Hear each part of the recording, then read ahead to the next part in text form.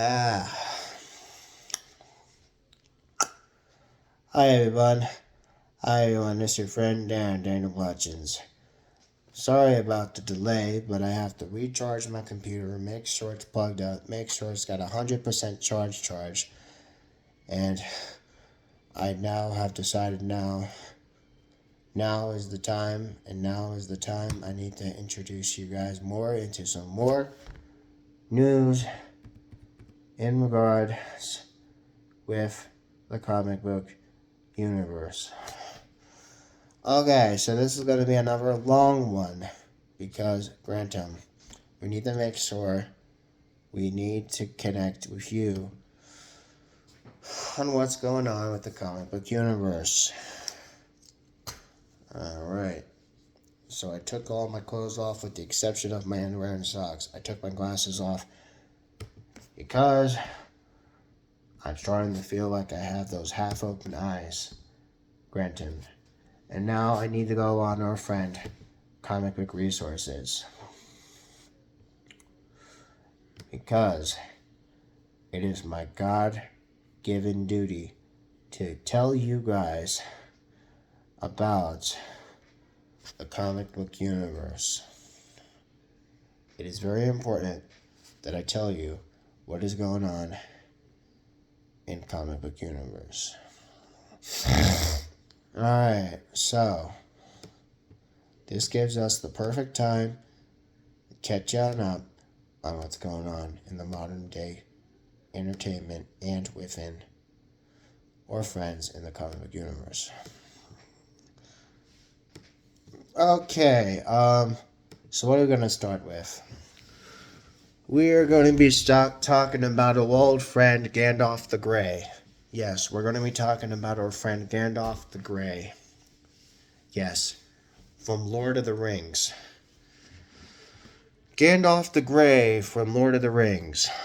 The Lord of the Rings movies made a very clever trick with Gandalf the Grey from the books, and it made the movies even better.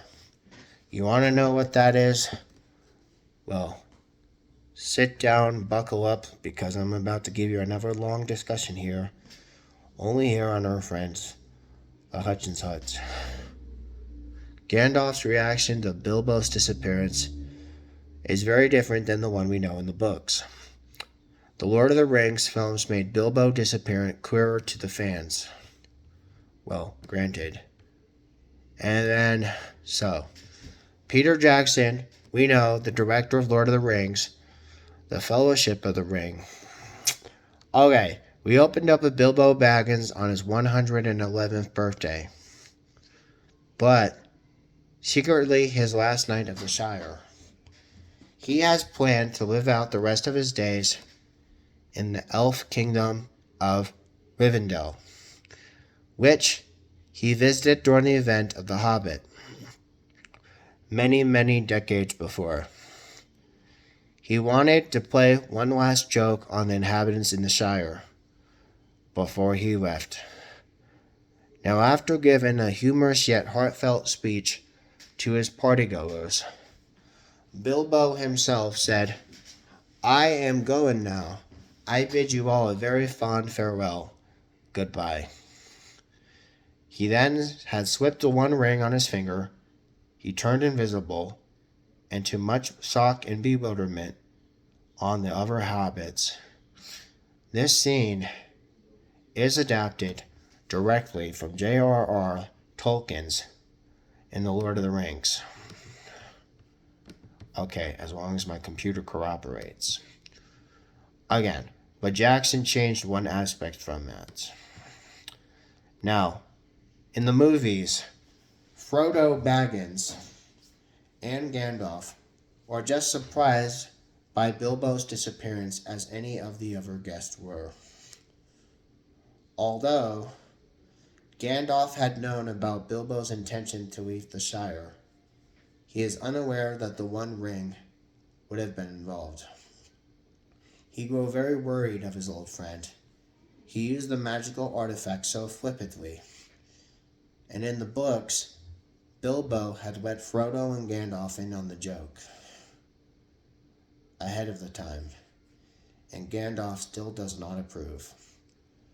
But there is nothing more he can do because he changed Bilbo's mind. Before the party, in the chapter A Long Expected Party, Gandalf had then told Bilbo that it is no good saying anymore. Stick to your plans. Your whole plan. Mind I do. And I hope it will turn out the best for you as for all of us. Unbeknownst to Bilbo, the wizard had a trick of his own on his mind. Yes, he had a trick on his own on his mind. The latest article. The real reason Gandalf the Grey loved fireworks in Lord of the Rings. Maybe we'll go back to that, but let's just keep going.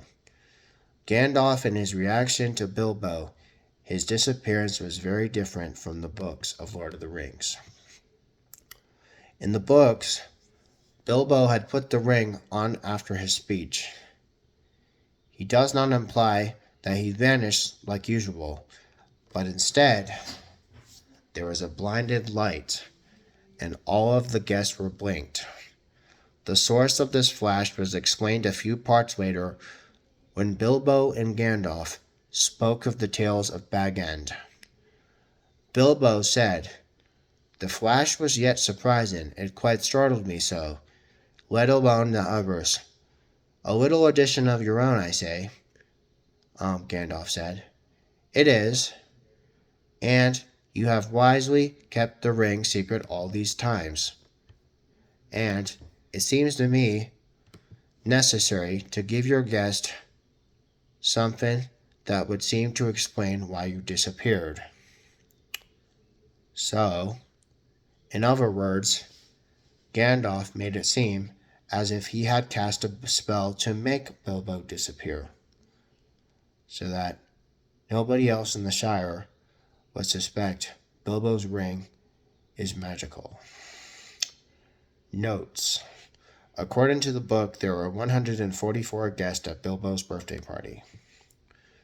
Tolkien does not indicate that Gandalf is actually capable of turning someone invisible, but the hobbits did not know the details of the magic or their abilities. Most of them were already distrustful of Gandalf, so it took a little bit of convincing to tell them to blame Bilbo for his disappearance on him, as Gandalf is willing to take the fall since he already was labeled a nuisance and disturber of the peace. Bilbo was initially annoyed by Gandalf's tricks, calling him an interfering old busybody, and as such, he claimed that he had ruined his joke. He laughed about it and said, "I expect you know better," and parts of this conversation were included in Jackson's film as well.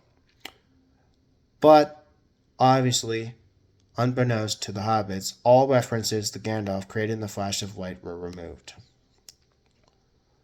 So, the Lord of the Rings movies had made Bilbo's disappearance more clear to the fans. But how did they do that? Well, it's smart to Gandalf to hide the true nature of Bilbo's disappearance. None of the other hobbits at Bilbo's party are likely to know or care about the ring. Granted, they don't even know what the ring was, but the Shire occasionally got visitors from places from Bree, which is a little town next to the Shire, and for the best the rumors did not spread. The Lord Sauron and Saruman had both been spies planted all over Middle-earth, as they have tried to find locations of the ring when Nazgul had later came to the Shire to search of the ring. None of the hobbits had to say anything about the fact the ring could turn them invisible, which had made their task much easier. Okay, latest article. Why did it take 17 years for Frodo to leave the Shire? Maybe we'll go back to that, but let's keep going. Okay, nonetheless, Jackson made the right call by removing this plot from the film. Other than from the Fellowship of the Ring in the beginning, Bilbo's party was the first instance where the ring was used. So audiences who were not familiar with that, who haven't read the books before the movie, which you probably should have, and again, this change is made by Jackson, has cut some of the dialogue between Gandalf and Bilbo, making their conversations more secretive and very urgent. When adapting a story as long as The Lord of the Rings, it is very necessary to speed the certain scenes along. Granted, even though Gandalf himself created the flash of light as a showcase to caution of ingenuity of the Tolkien version of his book, the film is better without it, and we just told you why. Again, The Lord of the Rings, created by our friend J.J.R. Tolkien. The Fellowship of the Ring, the Battle of Five Armies, the War of Rohirrim, the TV show The Ring of Power, again, The Ring of Power. Okay, that's the franchise. Ososcope. Now you want to know the real reason why Gandalf likes fireworks. Okay, here we go. The real reason why Gandalf loves fireworks. You want to know why Gandalf loves fireworks. Gandalf is a master of fire and light. He wields the Ring of Fire, hemp in the Lord of the Rings. Fireworks are an embodiment of Gandalf's mission of the Lord of the Rings books and stories, and legends that have told of him firsthand. In J.R.R. Tolkien's The Lord of the Rings novel and movies adapted by director Peter Jackson, Gandalf is famous in the Shire for his fireworks. Gandalf and his fireworks are a prime example of his association with the element and study of fire and light. Gandalf not only has fireworks that spark joy and excitement to the children and all the adults and all the people of the Shire, and many, many, many hearts of the hobbits. He's also made it his goal, for that to be his goal on Middle-earth. So, with that being said, The Lord of the Rings, Gandalf the Grey, as Gandalf the Wizard, as we know. He's a famous celebrity in the Shire. You know why? Because it's not because of the fact that he has a long history of defending Middle-earth against the force of evil. He's well known for making fireworks. Gandalf has a long-standing tradition entertaining the hobbits from all around the Shire. Gandalf has a long-standing tradition of entertaining the hobbits with fireworks for shows of special occasions, such as we saw from the Fellowship of the Ring, Bilbo's 111th birthday. Some have resembled ordinary fireworks, while others have taken more fantastical shapes, like trees, butterflies, birds, and even a dragon. So, Peter Jackson, our friend and our director who made The Lord of the Rings, The Fellowship of the Ring, Merry and Pippin, humorously set off Gandalf's dragon firework earlier than they planned, covering himself in soot in the process. Gandalf's fireworks are demonstrated with such skill, intelligence, and to access the unusual material of gunpowder. It's not common in Middle-earth, but the only other explosive present in Lord of the Rings is blasting fire from his fellow wizard Saruman, used from the breach of Helm's Deep. Gandalf's fireworks shows are so famous to the fact a sign of friendliness and humility.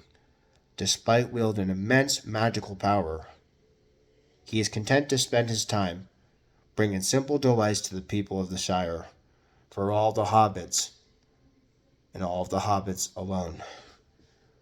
By hidden in within the lore of the films and the mythology behind the films, J.R.R. Tolkien's books are just another reason why Gandalf is such a famous person when it comes to fireworks. Make no mistakes, Make no mistakes. Gandalf, again, is a master in the fire and light. The latest article. Gandalf is not the only wizard who changed his color in Lord of the Rings. Saruman also went through that as well. But we're going to skip that and keep going. Okay. You want to know what the holidays of the Shire are and when they happen. The unnamed holiday, possibly celebrating Samwise's birthday.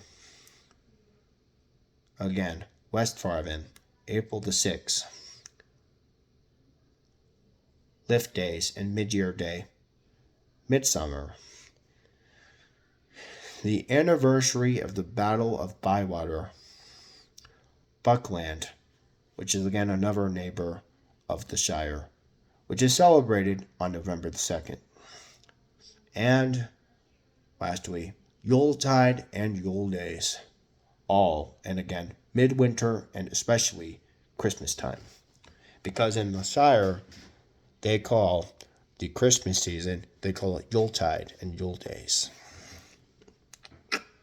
Gandalf has cast many rise away spells throughout The Hobbit and The Lord of the Rings.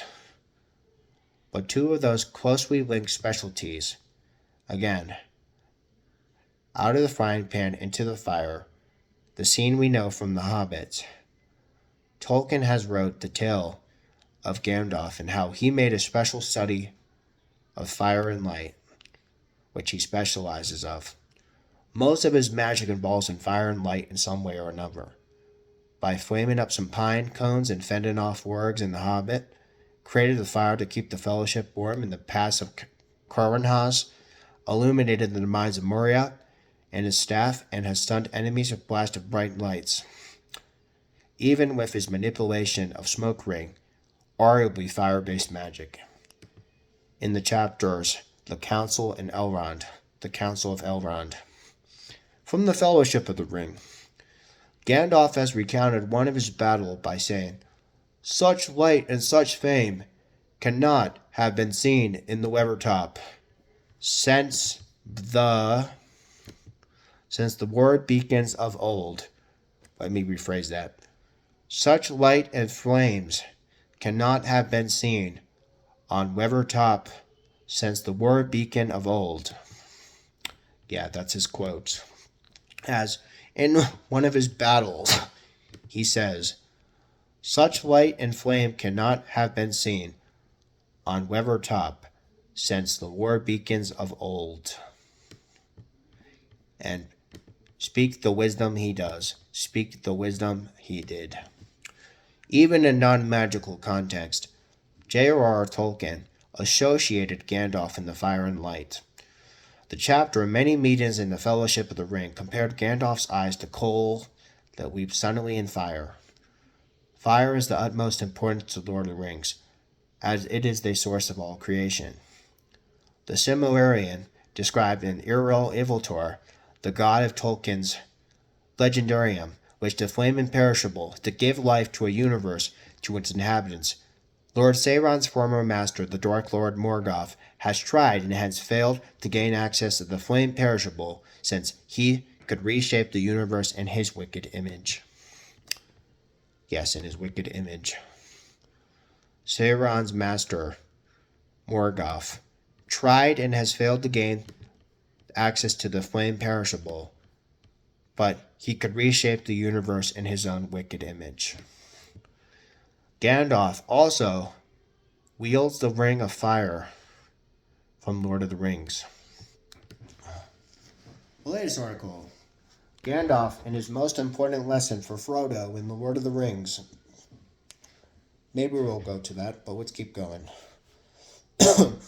J.R.R. Tolkien has referenced Gandalf and his fireworks in The Hobbit, but they did not appear until the Fellowship of the Ring. The chapter, The Long-Expected Party, as we know from, we've talked before, again, from the Fellowship of the Ring, Tolkien has listed dwarf candles, elf fountains, and goblin barkers amongst many of the arsenals of Gandalf's fireworks. Gandalf also stamped his fireworks with the letter G in multiple different alphabets, to some where the young hobbits believed stood for the word grand. Gandalf is likewise associated in the sun, especially the rising sun. In The Hobbit, he used the sun as a weapon against William, Tom, and Bert, the three trolls who captured Thorin's company back in The Hobbit. In the novels and the books, he's mimicked these trolls' voices by distracting them till morning, and where the point is, the sunlight turns the trolls to stone. In Jackson's Hobbit, The Unexpected Journey, he's instead split apart a massive rock or boulder to expose them from the sun. He used the morning light to his advantage again during the Battle of the Helm's Deep from The Lord of the Rings. And with Jackson's Lord of the Ring, The Two Tower, Gandalf had told Aragorn, or as we also know as Strider, or the Ranger, "We look to my coming at the first light of the 5th day. At dawn we look to the east." True to his word, we look to the coming of the first light on the 5th day. At dawn we look to the east. True to his word we were. He arrived in the daybreak along the Rohirrim reinforcements. The light terrified and confused Saruman's forces, and the riders of Rohan charged through the defense. Gandalf has wielded one of the 3 elf rings of power, Narya, the Ring of Fire. These rings of power do not bestow literal elemental powers of their wielders. Therefore, they still show Gandalf's strong connection to the elements and power of fire. When Gandalf has faced Belloג in the Mines of Moria, he made his connection clear both in the chapters The Bridge of Khazad-dûm from The Fellowship of the Ring and Fellowship of the Rings film by Peter Jackson. Gandalf has then called himself a servant of the secret fire, wielder of the flame of Ainur. The secret fire, again another name for the flame imperishable, is the flame of Ainur, referred to the sun itself. In comparison to the Balrog, who has used his evil dark fire to attack the Fellowship. Fireworks are the embodiment of Gandalf's mission from the very beginning of our friends on Lord of the Rings. The latest article, how does Gandalf become white in the Lord of the Rings The Two Towers? Well, again, we're basically telling you that right now if you're paying attention. Now, the novel states in Bilbo's 111th birthday, it is the first time in over a century there have been fireworks in the Shire.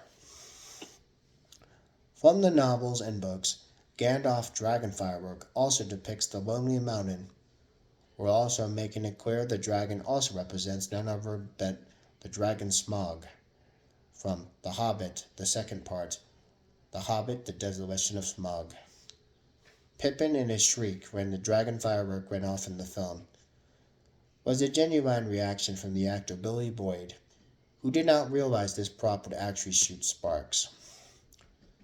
In a letter to her musician and famous friend Donald Swann, Tolkien has mentioned going to a fireworks show before it prompted him to discuss the use of fireworks in The Lord of the Rings. He's also wrote that and said the 2 reasons he includes fireworks in the novels, despite not particularly caring about them in real life. The first reason is because he represents Gandalf's status as a keeper of the Ring of Fire. The second reason is because they are an opportunity to showcase the Hobbit's enthusiasm, childlike joy, and wonder. They contribute to the warm, nostalgic feeling of Bilbo and his birthday party, which has caused the Lord of the Rings readers to find as much comfort to the Shire as their characters did. Fireworks are the encapsulation of Gandalf's fire and light magic in ultimate form, though he's using his power for fun instead of combat. He's not smirking off his responsibility either. On the contrary, Gandalf is supposed to inspire hope and happiness, will intrinsically linked to his infinity of fire and light. In the section, the Istari, from the unfinished tales of Numenor and the Middle-earth, Tolkien had wrote to Gandalf. Warm and eager as his spirit, and was enhanced by the ring Narya, for he was the enemy of Sauron, opposed to fire that devours the waste, and fire that kindles and succours the worn hope of distress. His joy and yet swift waif, while veiled in garments gray and ash, so that only those who know him well glimpse of the flame from what was within. So, from every example of destructive heat like Smaug's breath from the lava of Mount Doom, there is an example of comfort heat from Baghen's fireplace, or just the gentle light of the suns.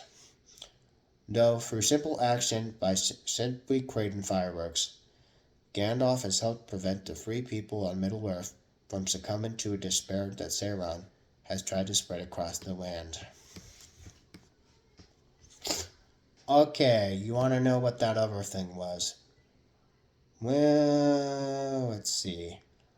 We're going to go that one last thing we're going to talk about that we were talking about. What was that last thing? Okay, that last thing we wanted to talk about was about Frodo. Yes, Frodo. You want to know why it took 17 years for Frodo to leave?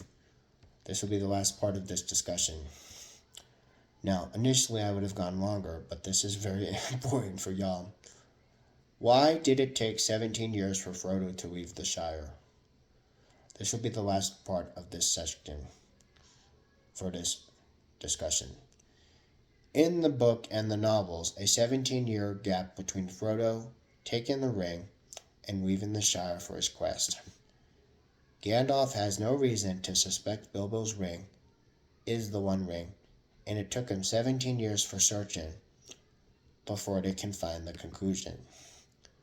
The film also downplays this time jump without directly contradicting that, yet also creating the feeling that Frodo was in grave danger.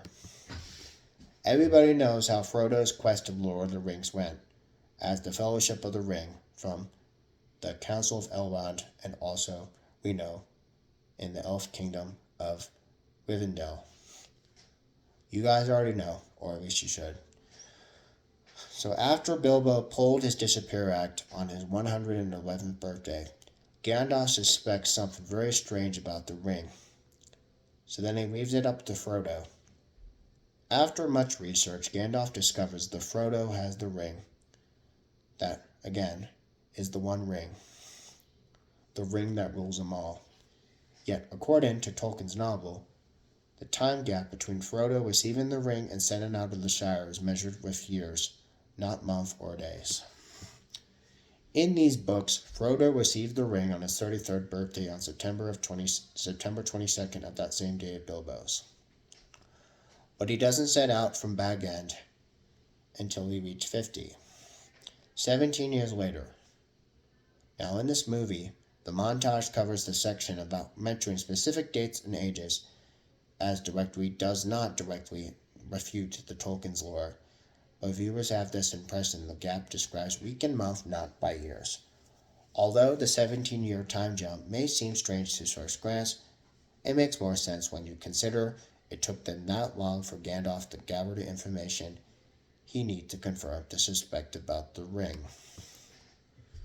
This is updated by a guy, Christopher, on August the 21st of 2024. The Lord of the Rings movies remain popular for the window they provide to the world of Middle-earth.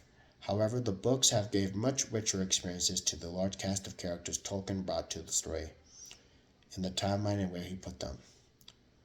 The 17-year pause of Frodo's timeline exemplified the Tolkien's priority of telling the story. More said has been added, and this information has clarified of this article has been updated to conform that Comic Book Resources has current guidelines within this matter. Let's keep going. Tolkien used time to convey naturalism to his story. His large cast of characters have brought death to the Middle-earth universe. Now, J.R.R. Tolkien wasn't necessarily in a hurry to get to the key point to use the protagonist's wanderer's adventures to fully explore the detail of Middle-earth. But it's one of the things that makes The Hobbit and Lord of the Rings most literary classics. They have allowed readers to delve into this make-believe world without feeling like it's a giant fucking textbook. Now, as often the case said with the Silmarillion, few, if any, subsequent fantasy writers can do this with such skill and such craft. The sign of the meandering narrative is not hard to spot, especially compared to Peter Jackson's movie adaptation, which trims but just the most necessary part to his novel to save time. Tolkien and his desire to include as much Middle-earth as possible to the story has further informed his use in time and why it breaks up the plot in unusual ways. Fictional writers tend to discourage the component of the random characters an unnecessary time gap given to divert attention from the story. Tolkien, however, has granted that wanted his narrative to reflect on the natural rhythm of life happening in and around the story rather than the mechanics expediency of the plots.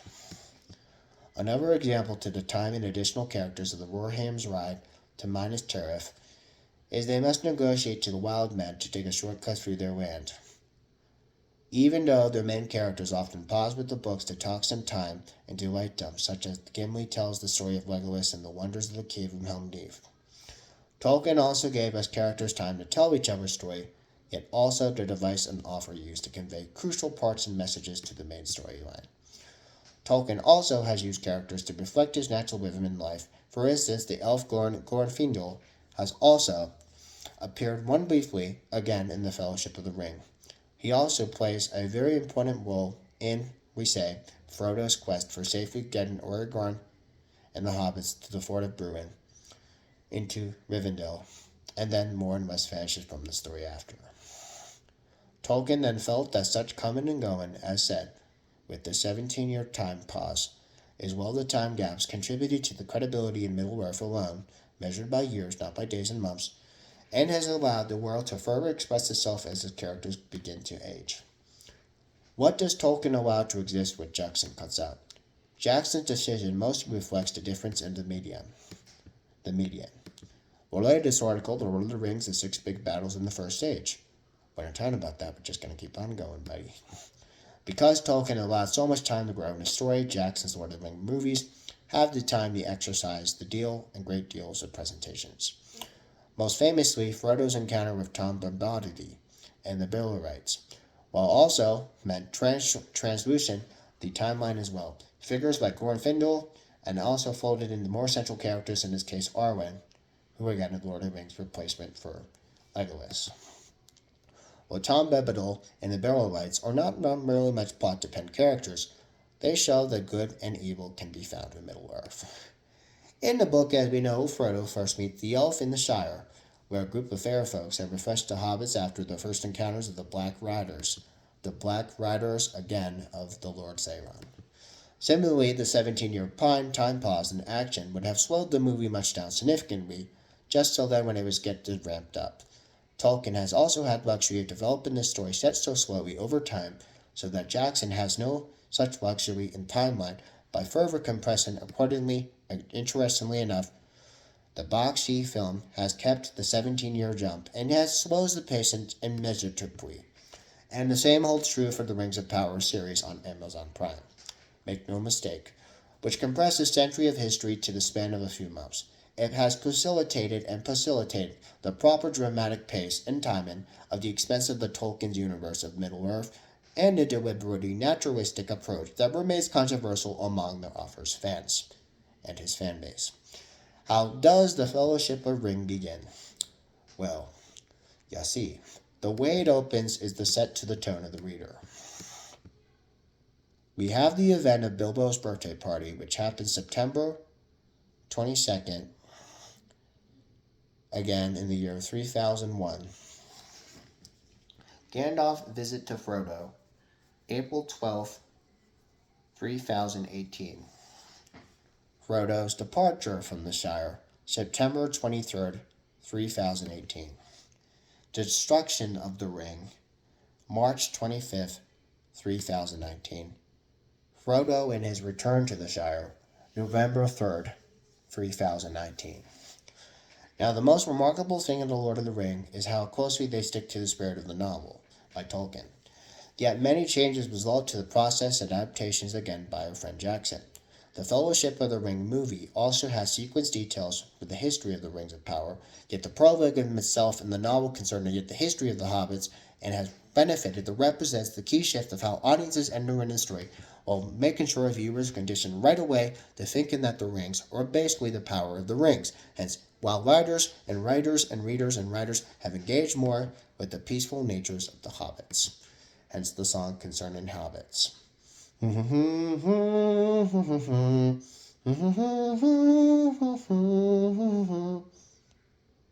Information omits from the film states that Saruman has told Gandalf many years before the story's event in the One Ring in Lost in Sea. And then the fact the magical rings exist within the Middle-earth meant Gandalf, like the readers and us, wasn't thinking too great about how Bilbo's ring on his 111th birthday is the only ring, Bilbo has struggled to let go to let his nephew Frodo finish the quest. Well, Gandalf gains a renewed curiosity of the origin, suspecting it to be the lost ring of power, the one to rule them all. What happens in the Shire during 17 years? Well, life goes on amidst the darkening rumbles of trouble. After Bilbo's party, Gandalf leaves and the book stays with Frodo from the Shire. The residents of the Shire then begin to blame Gandalf for Bilbo's disappearance act. And from the sight of the wizard becomes very unwelcome. 3 years after Bilbo disappeared, Gandalf then returns to the Shire to check in Frodo. He's like, Frodo, what have you learned? And in these years after, he does this just so, and never staying long and always leaving before dawn. The last of these visits comes 8 years after Gandalf has become suspicious on the ring.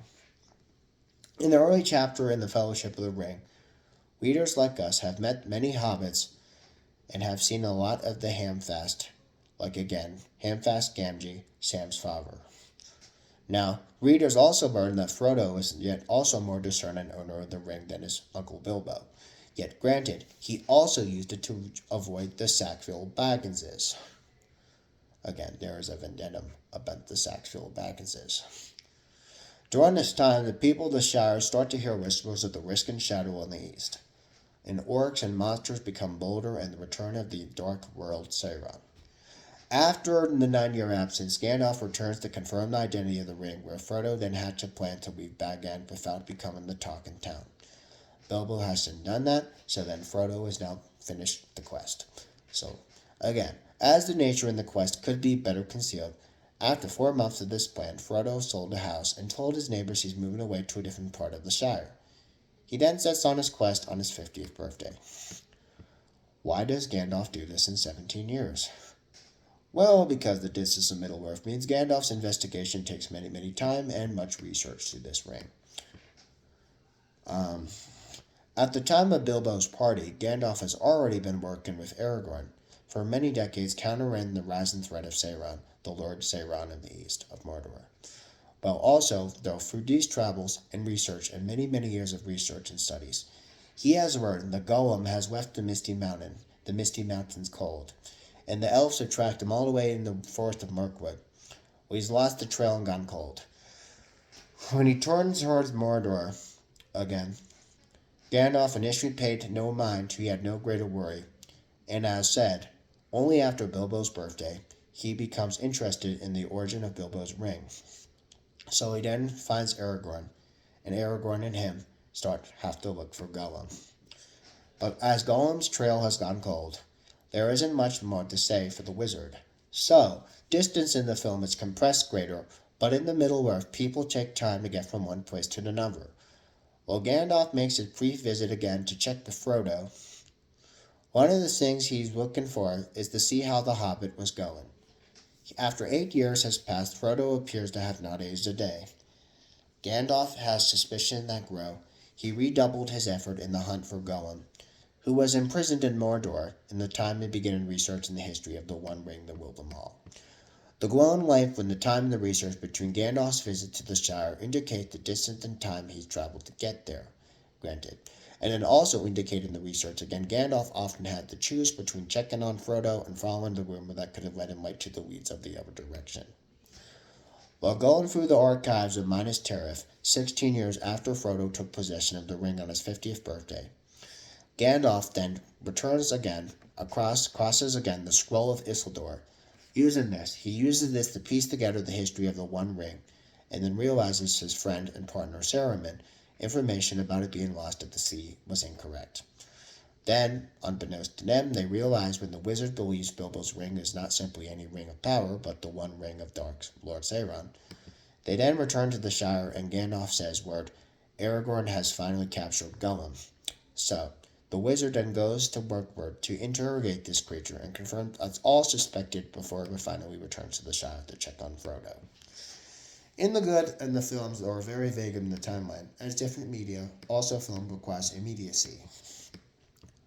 Although it makes a lot of sense in canon and within the lore and mythology of uncovering the truth of the One Ring that will rule them all, and would slow process at 17 years. It is the benefit to film that the details were very vague while focusing on the One Ring and inherited danger and has been a grand danger for Frodo Baggins. And the threat has been more palpable to the quest to destroy it on Mount Doom, while also becoming more immediate to the films, hence also the sense of urgency marked Gandalf returned to the Shire to check on Master Frodo. In contrast to the equivalent scene in the novel, he stays in the night before informing Master Frodo of the ring power, and granted, his detailed explanation was calm. Since the conversation and the move to the Mines of Moria of the extended addiction as we've seen from Fellowship in the Ring, this urgent mission has given the story momentum to propel our heroes in the journey forward. Another consequence of the 17-year time gap the characters' ages, specifically Frodo's, although the ring has stopped Frodo from showing sign of visible age. There by that time in his adventure he should have been 50, approaching the middle age in Hobbit, instead of the 33 the year hobbits come of age. Most of the hobbits are very portly, short, and fat, and very round. Just like myself, I'm portly, short, fat, and round, as such. And again, filmed as described in the books. It's also worth noting that in the ring, and the end of the ring is not the end of the story. No. In the books, the hobbits still have to have the Shire to win back. Elijah Wood, or actor Elijah Wood, is only 20 when he films this movie, or the trilogies, from our great friend Peter Jackson, director Peter Jackson of the Lord of the Rings trilogy. Now, one of the most emotional impact aspects of the series is witnessing the effect of such a terrible burden and weighs heavily on his heart, to someone yet so young. A significant part of Tolkien's inspiration in Lord of the Rings come in his experience in the battlefields of World War I. And as a much younger Frodo more accurately captures the tragedy in a situation, while 17 years time jump helps enrich the world in the novel by glossing over it and saying, the film brightens and heightens the more immediate emotional impact experienced for all of us, the readers, and our audiences. There we go, guys. So there we go. There's our Lord of the Rings discussion. Hope you guys enjoy that, and you guys also have a wonderful, wonderful night. And I'll tune in with you guys for another episode in a little while. So I'll probably come back in a couple hours or something. So make no mistakes. Again, as me saying, make no mistake. And again, I will return back here on the hut for you guys to entertain y'all with another episode. And as always, with our most awesome, most legendary closure, yeah buddy.